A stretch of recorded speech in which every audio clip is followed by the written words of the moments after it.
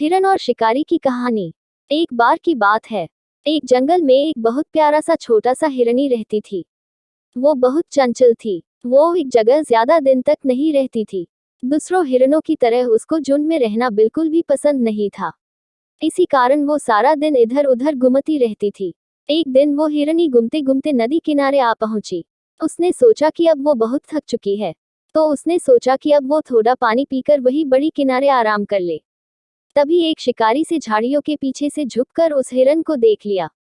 जैसे ही हिरनी ने शिकारी को देखा वो बहुत बुरी तरह से डर गई थी। शिकारी को देखकर हिरनी वहां से भागना शुरू कर दी। कुछ दूर जाने के बाद हिरनी को एक मकई का पेड़ दिखा। उसने सोचा कि इसके पहले शिकारी आकर मेरा शिकार कर ले, तो उससे पहले ही मुझे इस खेत में जाकर झुक जाना चाहिए, और शिकारी मुझे देख नहीं पाएगा, और मैं बच जाऊंगी। और इतना कहकर हिरन मकई के पेड़ के खेत में जा झुकी थी। मकई का पेड़ काफी घना था, जिसके कारण हिरनी वह आराम से जाकर झुपी हुई थी। शिकारी ने उसे बहुत खोजा पर वो नहीं मिली। बहुत देर तक खोजने के बाद हिरानी नहीं मिली, तो वो शिकारी बहुत थक चुका था। हिरानी ने सोचा कि अब वो बच जाएगी, और उसने सींच कि अब तक तो शिकारी भी चला गया होगा।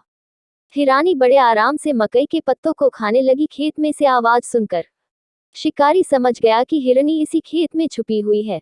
शिकारी बिना वक्त गवाए हिरनी की तरफ अपना बाड़ चला दिया, और वो बाड़ सीधा जाकर हिरनी को लगा।